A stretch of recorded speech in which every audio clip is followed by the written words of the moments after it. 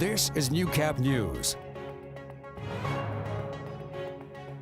Fresh off his trip to China, Prime Minister Justin Trudeau made a stop in North Battleford last night.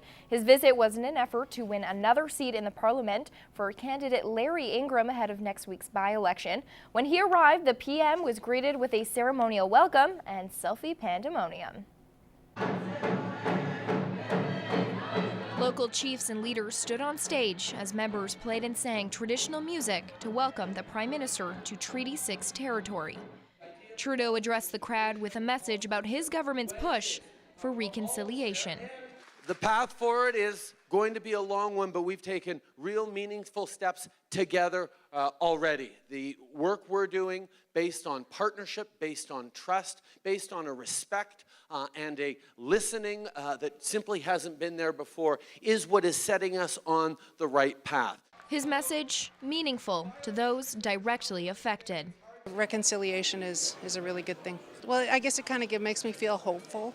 And then I thought it was really good for him to acknowledge that he was in Treaty 6 territory. Reconciliation isn't just about the government and Indigenous people. Reconciliation involves everyone, non-Indigenous Canadians as well. And I want to thank you for all your leadership and all your support as individuals and as communities.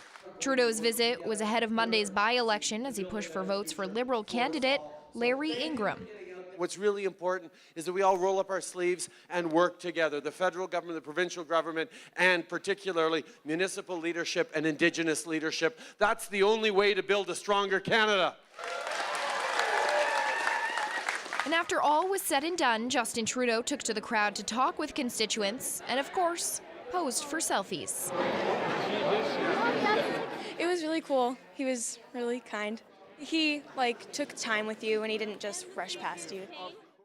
Well, the holiday season usually marks a rise in influenza cases. Added concern and speculation over vaccine effectiveness this year has health professionals urging patients to take the time for their shots. Josh Ryan has more in this week's Healthy Living. Discussion around the effectiveness of vaccines against this year's influenza strain of H3N2, including a study from the New England Journal of Medicine, has some people questioning whether they should get their flu shots this winter.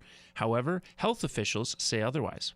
You cannot extrapolate based on what is happening in the southern hemisphere and extrapolate that to the North American situation because the strains circulating in different parts of the world are different.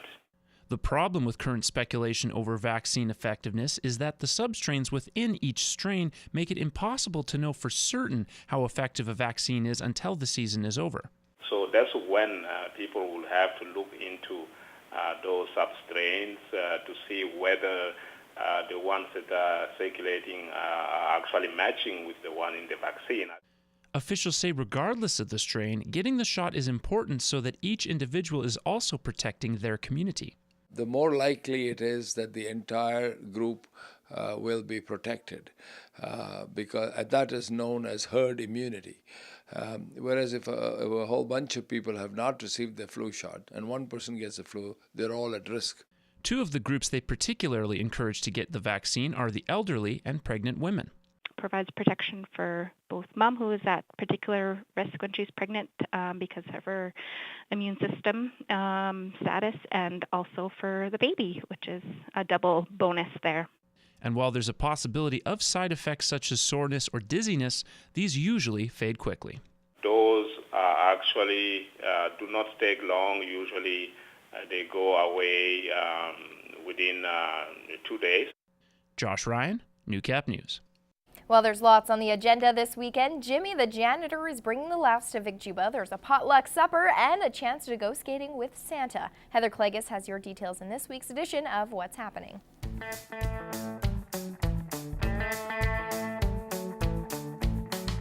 Christmas is getting closer, and if you're starting to feel a little bit stressed, you need a good laugh. You'll get one Saturday night at the Vic Juba Community Theatre. Jimmy the janitor comes to town with his great sense of humor, and you just might hear a joke or two about your mother if you head out on Saturday night. If you want to get tickets, you can stop by the Vic Juba Community Theatre box office or online, vicjubatheatre.ca. Tomorrow is a special anniversary at the Militant Hall. They're celebrating their 100th anniversary. You can head out starting at 3 o'clock. They'll have a social. That'll be followed by a potluck supper. Then they've got a program starting at 7:30. A local playwright has written a play which some local actors will be performing, telling the story of the hall with quite a bit of humor thrown in as well. Admission is free. Everybody's welcome. Turns out you've been pretty good this year because you've got a chance to win a couple CDs from Gwen Stefani this time around. Her latest album, plus her brand new Christmas album, You Make It Feel Like Christmas, featuring a duet with Blake Shelton. If you want to win a copy, really easy. All you have to do is email your name and daytime phone number to tvcontests@newcap.ca. We want to say thanks to John at Universal Music Canada for setting us up with the music. And this Sunday, you've got a chance to go skating with Santa at the Russ Robertson Arena. Things get underway at 10 o'clock. Well, whatever you choose to do this weekend, I hope you have a great one. I'm Heather Klegus, and that's what's happening.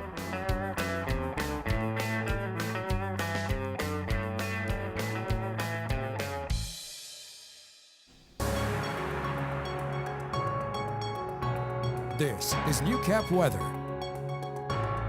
Welcome back, everyone. So it looks like it's really going to be a warm weekend. The warm weather that we've seen so far the last little while is sticking around, courtesy of this ridge of high pressure. Take a look at here as we put this map into motion there. The high pressure just dominant in the prairies. And as we've been saying for the last little while, any traces of precipitation being kept out of the area. You can see hints of it off to the northwest there in BC. But for the next little while, at least, let's put it this way, we're stuck with clear skies for the most of it and positive temperatures. Look at the next 24 hours there. We're aiming for 3s and 4s around our region, 4 off to Lac La Biche, Edmonton, Vegreville, maybe 2 or even warmer for Wainwright, 5 in Provost and Macklin. And as we head off to our towns for our northeast there, 3 for Meadow Lake, Pierceland, 2 in Isle Cross, 3 in Green Lake, 2 in St. Walburg and the Battlefords, and even Maidstone areas too. Looks like a good positive Saturday there.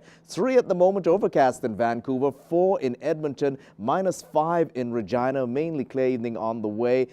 Maybe some snow showers in Winnipeg for their -6. And as we head to Toronto now, see what's happening there. Mainly clear evening for -2, overcast and some snow showers around Quebec for -1, overcast in Halifax +2, and 0 with cloudy skies in St. John's. So come on back to the Battlefords. Clear evening on the way in Saskatchewan for -9 already. Could see -11 overnight, and then looking for +2 or maybe even warmer tomorrow. As we've seen, the possibility exists for some of that air to mix down to the surface with the winds west 15 to maybe 20, 25 kilometers per hour. It's -3, mainly clear evening on the way in parts of the Lakeland, including Cold Lake proper. Could see -8 overnight, just a movement of cloud cover there, and then looking for +3 tomorrow afternoon. Partly sunny to mainly sunny, partly cloudy at times, but that's basically the sum of it. West winds 15 to 20 kilometers per hour will bump those temperatures into the positive margins. We're at -4. We got to +1 today. -6 is possible overnight. So similar to what we've been seeing all week. And then +3, a mix of sun and cloud tomorrow. Just some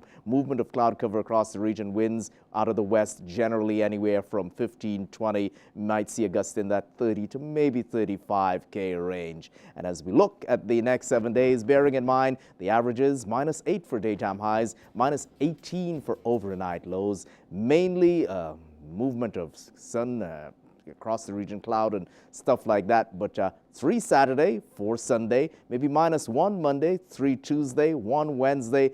Question marks about Thursday and Friday, yes. And if it's +3, again, that could be rain.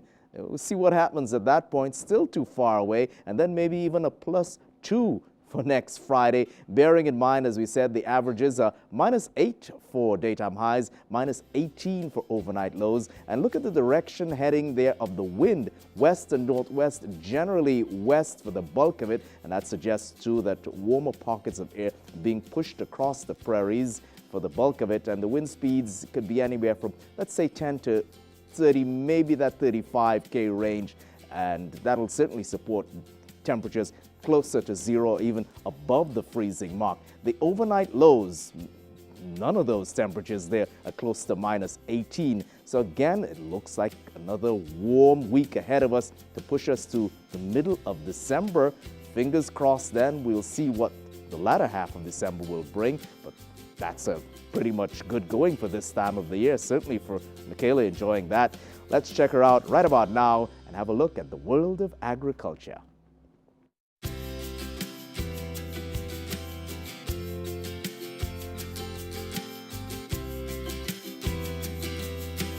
Well, some students at Lakeland College are on the hunt for top marks to wrap up the semester. Gerard Lampow finds out what it takes to get more than a passing grade.